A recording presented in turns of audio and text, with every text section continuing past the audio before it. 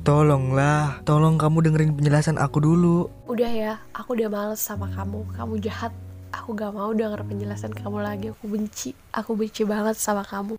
Nah, kalian gak mau kan konflik antar pribadi itu terjadi? Sebelumnya apa sih konflik itu dan gimana sih cara mengatasinya? Konflik itu adalah suatu proses antara dua orang atau lebih, bisa juga kelompok, di mana salah satu pihak berusaha menyingkirkan pihak lain dengan menghancurkannya atau membuatnya tidak berdaya. Bisa juga disebut sebagai proses pencapaian tujuan dengan cara melemahkan pihak lawan tanpa memperhatikan norma dan nilai yang berlaku. Yang pertama ada konflik intrapersonal, adalah konflik yang terjadi dalam diri individu sendiri, misalnya ketika keyakinan yang dipegang individu bertentangan dengan nilai budaya masyarakat atau keinginannya tidak sesuai dengan kemampuannya. Konflik interpersonal ada 3 macam, yaitu konflik pendekatan-pendekatan, yaitu ketika seseorang dihadapkan pada dua pilihan yang sama-sama menarik. Konflik pendekatan penghindaran ketika seseorang dihadapkan dengan dua pilihan yang sama-sama menyulitkan. Dan konflik penghindaran ketika seseorang dihadapkan pada satu pilihan namun mempunyai nilai positif dan negatif sekaligus. Selanjutnya adalah konflik interpersonal, adalah pertentangan antara seseorang dengan orang lain karena pertentangan kepentingan atau keinginan. Hal ini sering terjadi antara dua orang yang berbeda status, jabatan, bidang kerja, dan lain-lain. Kedua, ada konflik antar individu dan kelompok. Konflik yang terjadi karena terdapat individu yang gagal beradaptasi dengan norma-norma kelompok di mana tempat ia bekerja. Yang ketiga, ada konflik antar kelompok. Adalah konflik yang terjadi karena setiap kelompok memiliki tujuan tersendiri dan berbeda yang ingin dicapai. Contohnya, dua kelompok warga terlibat bentrok, diduga akibat rebutan lahan parkir di salah satu minimarket.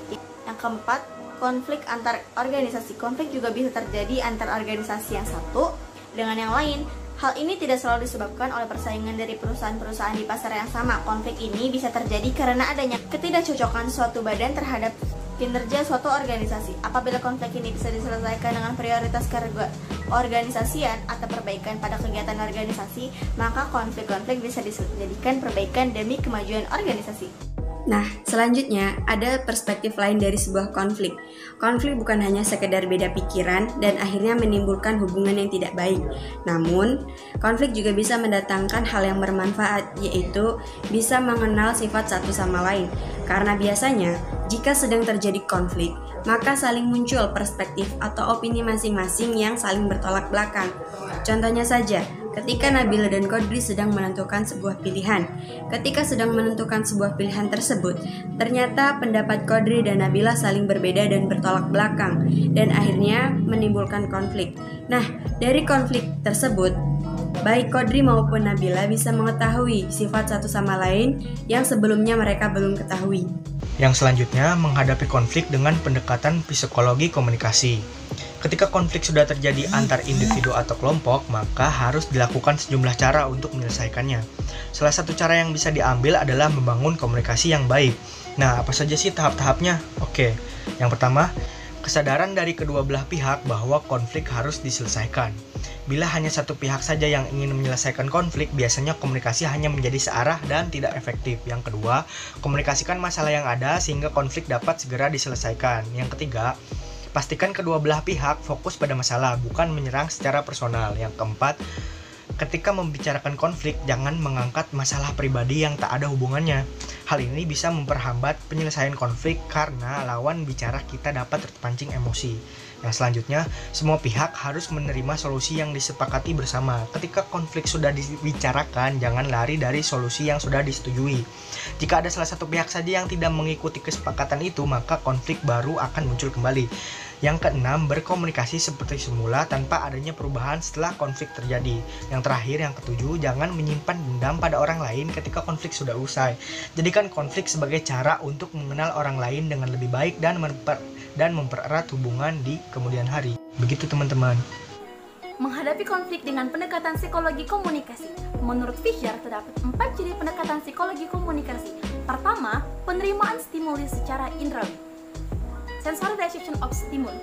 Pada proses ini, komunikasi diawali atau dimulai ketika panca indera kita ditempa oleh stimuli. Panca indera kita seperti mata, hidung, telinga, mulut, dan kulit. Stimuli dapat berbentuk pesan, warna, gerak-gerik, dan sebagainya. Kedua, proses yang mengantari antara stimuli dan respon. Internal mediation of stimuli. Stimuli yang diterima melalui panca indera kemudian diproses dari dalam otak. Kita hanya menyimpulkan proses apa yang terjadi di dalam otak berdasarkan respon yang muncul atau yang timbul, seperti tepuk tangan, tersenyum, itu menandakan bahwa ia sedang bahagia. Prediksi respon dan juga penubuhan respon. Prediksi respon. Pada pendekatan ciri ini, respon yang terjadi pada masa lalu dapat dilihat serta dapat diramalkan untuk masalah yang mendatang. Kuncinya, kita harus mengetahui sejarah respon terlebih dahulu sebelum meramaikan respon individu pada saat ini. Peneguhan respon. Pada pendekatan ciri ini timbul perhatian pada gudang memory storage. Salah satu unsur sejarah adalah peneguhan. Peneguhan adalah respon lingkungan atau orang lain pada respon organisme yang asli. Berger dan Lambert menyebutnya sebagai feedback atau umpan balik, tetapi Fisher tetap menyebutnya sebagai peneguhan. Selanjutnya ada rekondisi pasca konflik dengan pendekatan psikologi komunikasi. Apa artinya? Yaitu suatu pengembalian kembali kondisi sebelum terjadinya konflik dengan pendekatan psikologi komunikasi. Selain dengan menggunakan pendekatan psikologi komunikasi, konflik juga bisa diselesaikan dengan 3 cara ini. Yang pertama dengan menggunakan pendekatan KAPAU. KAPAU adalah singkatan dari Knowledge, Authority, Power, Others, dan Winning. Inti dari pendekatan ini adalah mengenai apakah kita memiliki skill atau kemampuan untuk penyelesaian konflik dan sejauh mana kita mengetahui isu dari pihak lain. Yang kedua adalah mendengarkan secara aktif. Hal ini perlu dan penting untuk dilakukan agar kita bisa mengetahui keinginan dari pihak lain yang berkonflik dan pihak lain pun bisa mengetahui apa yang kita inginkan. Dengan ini diharapkan solusi atas penyelesaian konflik dapat ditemukan secepat mungkin. Yang ketiga adalah dengan melakukan metode mediasi, arbitrasi, dan konsiliasi. Ketiga metode ini sama-sama menggunakan pihak ketiga di dalamnya. Namun perbedaannya di mediasi, pihak ketiga hanya sebagai penasihat, netral, dan tidak memiliki hak untuk mengambil keputusan. Sedangkan di arbitrasi, pihak ketiga itu mempunyai hak untuk mengambil keputusan dan keputusan itu harus diterima oleh pihak yang sedang berkonflik. Sedangkan konsiliasi biasanya dilakukan di meja perundingan dan pihak ketiganya adalah lembaga. Hal ini dilakukan demi terwujudnya solusi-solusi yang terbaik agar kedua belah pihak yang berkonflik bisa menerimanya. Nah, itu dia tadi penjelasan mengenai konflik antar hubungan pribadi dan rekondisi konflik dengan menggunakan pendekatan psikologi komunikasi. Semoga informasi ini bermanfaat dan terima kasih sudah mendengarkan.